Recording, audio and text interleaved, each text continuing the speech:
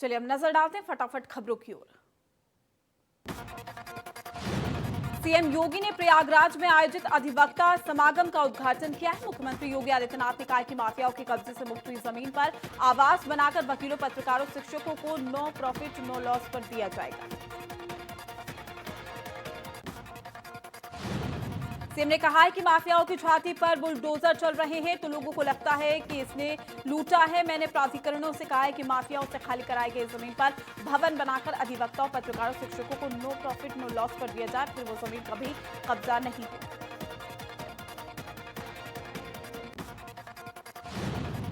UP सरकार की बड़ी पहल, अल्पसंख्यक अधिकार दिवस पर अल्पसंख्यकों को लोन देगी सरकार। 18 दिसंबर को हुनरमंद अल्पसंख्यकों को लोन देगी सरकार।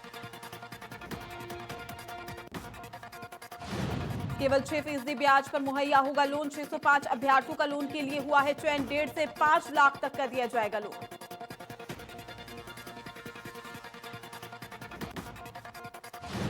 लखनऊ में वीडियो कॉन्फ्रेंसिंग के जरिए सीएम ने समीक्षा बैठक की है। सीएम ने आवास एवं शहरी नियोजन विभाग की समीक्षा की है। लखनऊ, गाजियाबाद, कानपुर और बनारस प्राधिकरण की समीक्षा की है।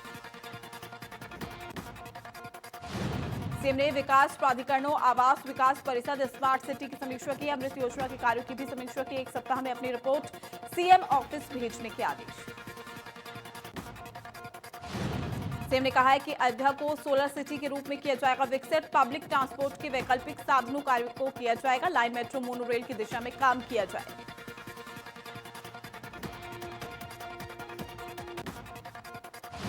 प्रदेश में कोरोना वैक्सीन लगाने की ऑनलाइन ट्रेनिंग आज से शुरू हो चुकी है। 2 दिनों तक चलेगी वैक्सीन लगाने की ट्रेनिंग। 31 जनवरी तक स्वास्थ्य कर्मियों की छुट्टियां भी रही।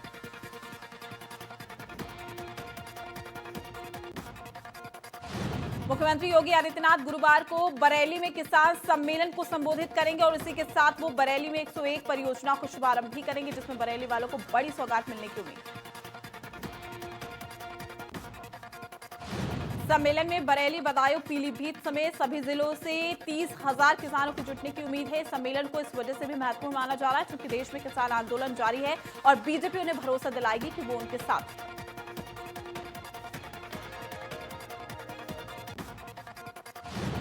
लखनऊ में राज्य स्तरीय स्वीकृति और निगरानी समिति की बैठक, मुख्य सचिव राजेंद्र कुमार तिवारी की अध्यक्षता में बैठक की गई है। 11,568 शहरी लाभार्थियों को पक्का मकान प्रस्ताव पास। साथ ही housing for all plan of action के प्रस्ताव पास हुआ है। 24 जिलों में 169 नगर निकायों 2,81,447 घर बनाए जाएंगे।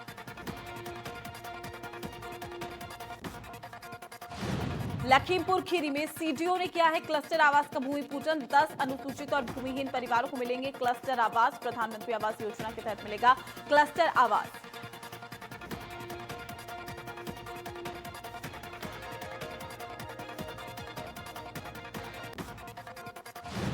यूपी में मायावती और ओबीसी साथ लड़ सकते हैं चुनाव, सूत्रों के हवाले से बड़ी खबर।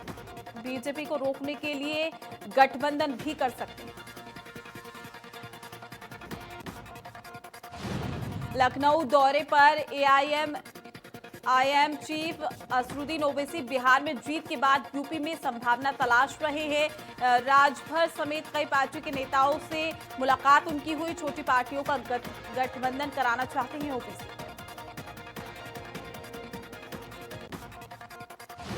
प्राइमरी स्कूल के बच्चों की पढ़ाई बिल्कुल स्मार्ट तरीके से स्मार्ट क्लासेस में होगी। इसकी शुरुआत राजधानी लखनऊ की 50 प्राइमरी स्कूलों से हो रही है। सीएम योगी ने प्राथमिक स्कूलों की गुणवत्ता पर ध्यान देते हुए कायाकल्प अभियान चलाया है। साल 2022 तक प्राइमरी स्कूलों को कॉन्वेंट की तरफ विकसित किया जाए।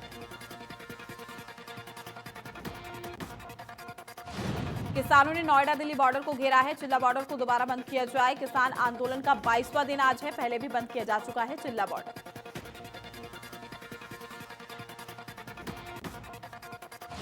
किसानों के आंदोलन का 22वां दिन आज है। कड़ाके की ठंड के बावजूद किसान बड़ी संख्या में डटे हुए हैं। गाजियाबाद में भी किसानों का धरना प्रदर्शन जारी। गाजीपुर में किसान आंदोलन पर बीजेपी विधायक ने कहा है कि किसान आंदोलन में फर्जी किसान शामिल हैं। आंदोलन में शामिल लोगों के पास कोई काम नहीं है। किसान आंदोलन में शाहीन बाग वाले लोग भी शामिल।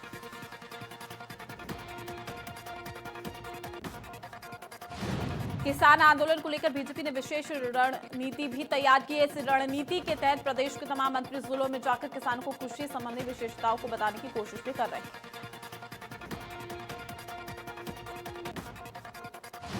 भारतीय किसान यूनियन के प्रदेश अध्यक्ष सचिन शर्मा नोएडा दिल्ली चिल्ला बॉर्डर पर पहुंचे। उन्होंने कहा कि चिल्ला चेक पोस्ट पर भारतीय किसान यूनियन के कार्यकर्ता धरना प्रदर्शन पर भी बैठे।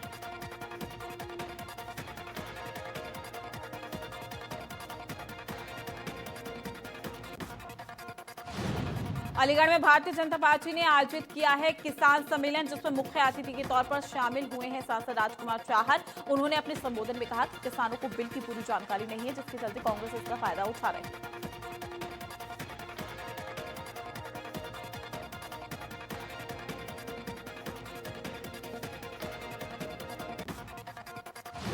सिद्धू बॉर्डर पर किसान की आत्महत्या, संत बाबा राम सिंह ने खुद को मारी गोली। किसान आंदोलन में धरने में गए हुए थे राम सिंह। गोली लगने से बाबा राम सिंह की मौत हो गई। करनाल के रहने वाले थे बाबा राम सिंह।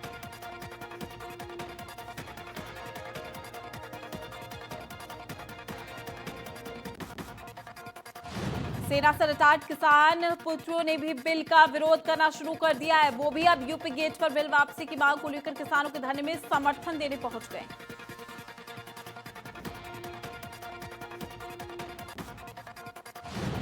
नोएडा में डॉक्टर्स की टीम पहुंची। चिल्ला बॉर्डर भूख हड़ताल पर बैठे किसान नेताओं की जांच की जा रही है। लगातार बढ़ रही किसान नेताओं की वीकनेस, बीपी और प्लस रेट भी नॉर्मल नहीं है।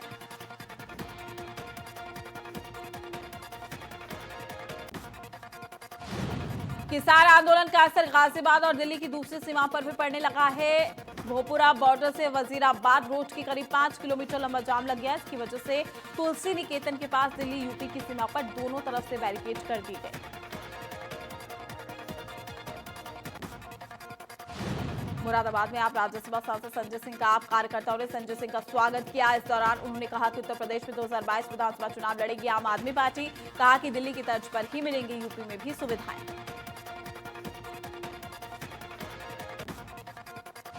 सिम सिटी में दिखने लगी है काम की पारदर्शिता। सिम सिटी के सीडीओ ने विकास की दिखाई पारदर्शिता। 2016-17 वित्तीय वर्ष के काम का दिया है पूरा डाटा। कितना आया धन, कितना हुआ है खर्च।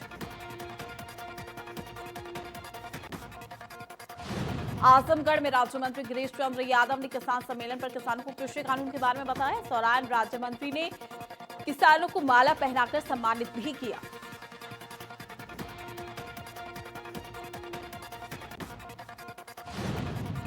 गोंडा में बसपा के पूर्व विधायक और पूर्व लोकसभा प्रत्याशी के निष्कासन के बाद पार्टी में घमासान मच गया। पूर्व विधायक के निष्कासन के विरोध में पार्टी के 95 पदाधिकारी और सैकड़ों कार्यकर्ताओं ने बसपा से सामूहिक इस्तीफा भी दे दिया।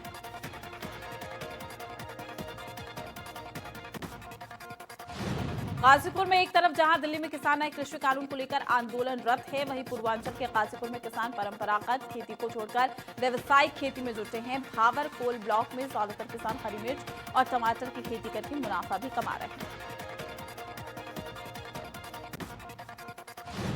सुल्तानपुर में विजय दिवस के मौके पर कांग्रेसियों ने तिरंगा यात्रा निकाला है। तिरंगा यात्रा कांग्रेस कार्यालय से शुरू होकर पूरे शहर में भ्रमण करते हुए तिकोनिया पार्क पर पहुंचा और यहां पर लगी राजीव गांधी की प्रतिमा पर कांग्रेस जिलाध्यक्ष अभिषेक सिंह राणा के नेतृत्व में कांग्रेसियों ने माल्यार्पण भी किया। मुख्यमंत्री योगी आदित्यनाथ ने जब से नोएडा में फिल्म सिटी बनाने की घोषणा की है, तब से मुंबई के फिल्मकार यूपी का रुख करने लगे हैं। अब छोटे छोटे शहरों में भी मुंबई के फिल्मकार पहुंच रहे हैं और छोटे प्रोडक्शन हाउस खोलकर गायन और एक्टिंग की प्रतिमाओं को खोजने का दौर भी शुरू कर दिया। भदोही में किसान आंदोलन को लेकर बीजेपी के प्रदेश सह प्रभारी सुनील ओझा का बड़ा बयान। कहा, शाहीनबाग कल्चर के लोग लगा रहे हैं आंदोलन में टुकड़े टुकड़े गैंग के लोग हैं शामिल।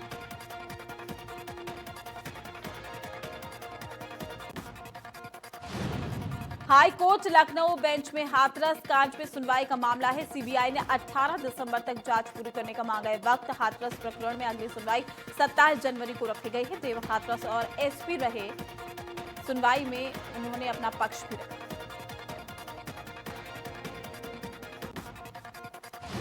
गोंडा में जिला कारागार के लाहिड़ी उद्यान में गुरुवार को अमर शहीद राजेंद्र नाथ लाहिड़ी का 94वां बलिदान दिवस मनाया गया है और जिसके तहत जिला कारागार में सारी तैयारियां पूरी कर ली गई है। मुख्य अतिथि के तौर पर गोंडा के जिला जज सहित अन्य अधिकारी भी मौजूद रहे। लखनऊ के बख्शी का तालाब ब्लॉक का अपर प्रमुख सचिव ग्राम विकास मनोज कुमार ने निरीक्षण किया है। ब्लॉक में मिले खामियों को लेकर बीडीओ पूजा सिंह को फटकार लगाई गई। मनरेगा में हो रही गड़बड़ी पर बीडीओ पूजा सिंह लेकर मनरेगा अधिकारी तक फटकार लगाई गई। बुलंदशहर में जैविक की खेती करने वाला किसान कृषि बिल का समर्थन करता हुआ नजर आ रहा है। जैविक की खेती करने वाले पद्म श्री अवार्ड से सम्मानित भरत भूषण त्यागी ने बिल का समर्थन भी किया। विकास दुबे की संपत्ति की ईडी करेगी जांच। विकास दुबे के सहयोगी की भी संपत्ति की ईडी करेगी जांच। 147 करोड़ की संपत्ति और उससे जुड़े लोगों की आय की होगी जांच। सीतापुर में शहर के अंदर सरकारी भूमि पर दबंगों द्वारा कब्जा करने की कोशिश। नगरपालिका ने जमीन पर चस्पा किया सरकारी नोटिस। दबंगों द्वारा सरकारी जमीन पर विक्रय करने के उद्देश्य से लगाई गई है। श्रावस्ती में स्वेटर पाकर स्कूली बच्चों के खिले चेहरे। विधायक रामफेरन पांडे बीएसए श्रावस्ती ने बच्चों में वितरित किए हैं स्वेटर।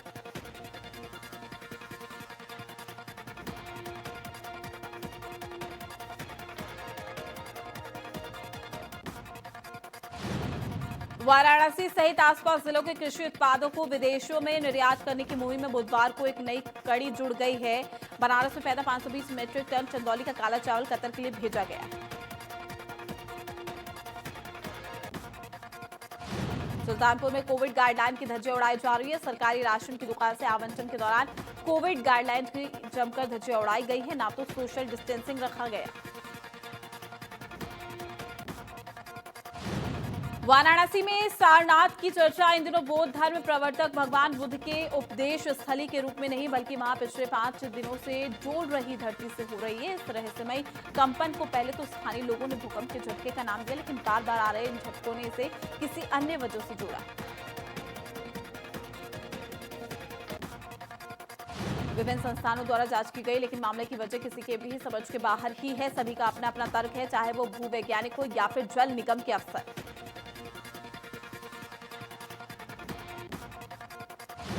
संभल में रोडवेज बस और कंटेनर में टक्कर होगी। हादसे में 9 यात्रियों की मौत होगी। 1 दर्जन से ज्यादा की मौत की आशंका। हादसे में 30 से अधिक यात्री घायल।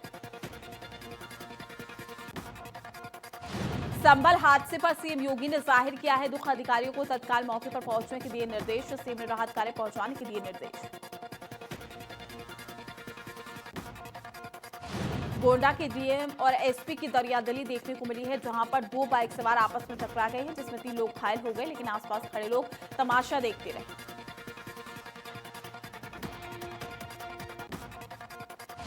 रायबरेली में अतिक्रमण के खिलाफ कार्रवाई। भारी पुलिस फोर्स के साथ गिराई गई है सैकड़ों दुकानें। दुकानदारों पर पुलिस ने बरसाई लाठियां।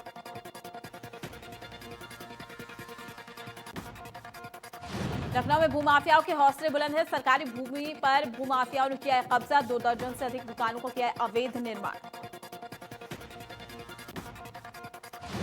एडीएम ने मलिहाबाद एसडीएम को लगाई है फटकार। एसडीएम ने तहसील प्रशासन की टीम को साथ किया है निरीक्षण। एडीएम भूमाफियाओं की दुकानों पर बुलडोजर चलाने के दिए हैं निर्देश।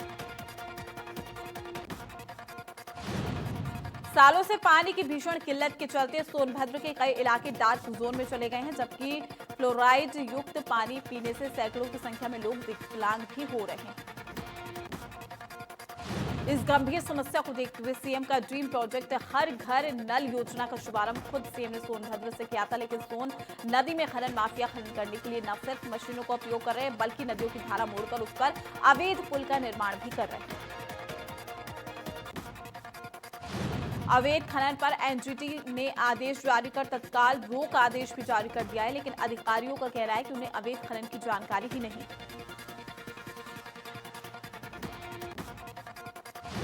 गाजियाबाद के साहिबाबाद थाना क्षेत्र के अड़थला इलाके में 2 पक्षों में जमकर मारपीट हुई है, जिसका वीडियो सामने आया है। सीसीटीवी के इस वीडियो में दोनों पक्षों को पहले नोकझोंक करते हुए देखा जा सकता है। वहीं पुलिस मामले की जांच की बात कर रही है।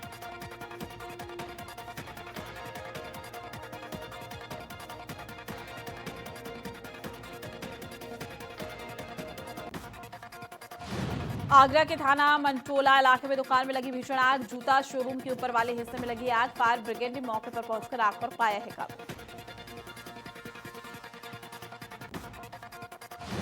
बिजनौर में लव जिहाद का दूसरा मामला सामने आया है। पुलिस ने आरोपी युवक को गिरफ्तार किया है। युवक पर आरोप है कि धर्म छुपाकर नाबालिग लड़की को प्रेम जाल में फंसाकर भगाकर ले गया था।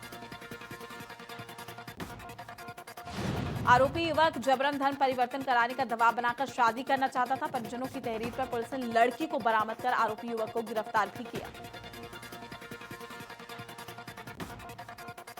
मुंबई से कुशीनगर घूमने आई युवतियों ने हाईवे पुलिस चौकी के चौकी इंचार्ज और सिपाहियों पर अश्लील हरकत करने और मारपीट का गंभीर आरोप लगाया। सीसीटीवी कैमरे में कैद हुआ मारपीट का लाइव वीडियो।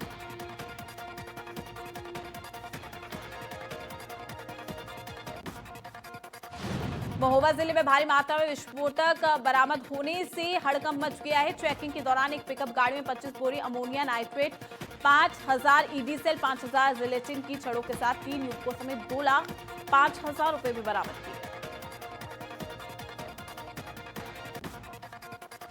भदोई में कुएं में 2 दिन से लापता हुए बुजुर्ग का शव मिला है। गोपीगंज नगर के रहने वाले छोटे लाल गुप्ता 2 दिन पहले घर से निकले थे। उसके बाद वो घर नहीं लौटे हैं। परिजनों के द्वारा लगातार उन्हें खोजा जा रहा था।